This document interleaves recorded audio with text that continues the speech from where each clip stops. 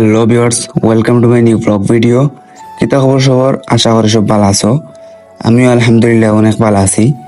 আজকে আমরা যাইরাম চায়ের রাজধানী শ্রীমঙ্গল ও মৌলভীবাজারও। আর এই শ্রীমঙ্গল ও মৌলভীবাজারের সৌন্দর্য দেখতে চাইলে ভিডিওটা না টানিয়া সম্পূর্ণ দেখার অনুরোধ রইল।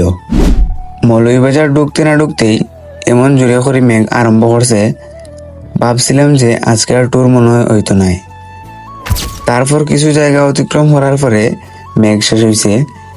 মেঘ শেষে রওনা হইলাম শ্রীমঙ্গল যাওয়ার উদ্দেশ্যে। আর এই শ্রীমঙ্গল নাম আইলেই প্রথমে চা বাগানের কথা মনে হয়। এই শ্রীমঙ্গল এর চা বাগানের প্রাকৃতিক সৌন্দর্যের সাথে মানুষের রয়েছে এক নিবিড় সম্পর্ক। তাই তো মানসিক প্রশান্তির জন্য মানুষ ছুটে যায় চা বাগানের প্রাকৃতির কাছে। এই চা বাগানের পাশাপাশি আছে বিখ্যাত আনারস বাগান।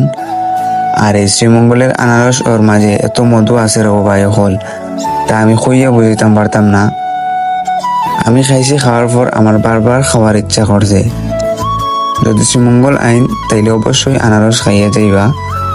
আর শ্রীমঙ্গল আইলে অবশ্যই এই চারটা জায়গা ঘুরিয়ে যাইবা: গ্র্যান্ড সুলতান, লেমন গার্ডেন ও লাউয়াছড়া জাতীয় উদ্যান। আর এইসব জায়গা ঘুরিয়ে যদি সময় পাইন তাইলে অবশ্যই শমশেরনগর হরিণছড়া গল্ফ মাঠ ও আইবা, যেটা শ্রীমঙ্গল এর মিনি সুইজারল্যান্ড নামে ডাকা হয়। আমরা ঘুরানি যাওয়ার আসল গন্তব্য আসলো শ্রীমঙ্গল ও হরিণছড়া গল্ফ মাঠ, ও বিশেষ করে শ্রীমঙ্গল ওর সুন্দর সুন্দর রাস্তা ও চা বাগান দেখা। এখন অনেকের প্রশ্ন আইতে পারে যে চা বাগান তো আমরা সিলেট আছে, শ্রীমঙ্গল যাওয়ার দরকার কিতা? আসলে ভাই, শ্রীমঙ্গলের চা বাগান ওর সৌন্দর্য অন্যরকম। মনে হয় যে এক টুকরা স্বর্গের মাঝে আছি। এই জায়গায় আছে চা বাগান আর সুন্দর সুন্দর রাস্তা, যেখানে প্রাকৃতি নিবিড় বন্ধন কিছু মুহূর্ত কাটানোর জন্য সেরা একটা জায়গা। আর হরিণছড়া গল্ফ মাঠ দেখতে এত সুন্দর যে অনেকেই এই জায়গারে বাংলার সুইজারল্যান্ড নামে ডাকেন। আর ডাক্তার না কেনে বা, এই জায়গার প্রকৃতির দিকে যখন তুমি সাইয়া সাইয়া তাকাইবাই তখন অনুভব করতে পারবাই নীরবতা কত সুন্দর। এই নিরিবিলি জায়গার মাঝে সময় কাটাইলে মন খারাপ থাকলে মন ভালো হয়ে যাব।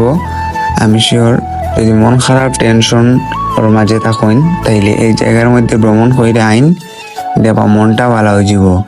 জীবনে স্বাধীনতা, সুখ ও প্রকৃতিকে উপভোগ করার প্রয়োজন, তাই সময় থাকতেই ভ্রমণে বারোই যাইন। আজকের ভিডিওটা এতক্ষণ পর্যন্ত। সবাই ভালো থাকো, সুস্থ থাকো। Bye bye. আবারও দেখা হইব সুন্দর একটা জায়গার ব্লগ নিয়া। এই ব্লগটা কি লইল অবশ্যই কমেন্ট করে জানাইবা। ধন্যবাদ সবাইকে।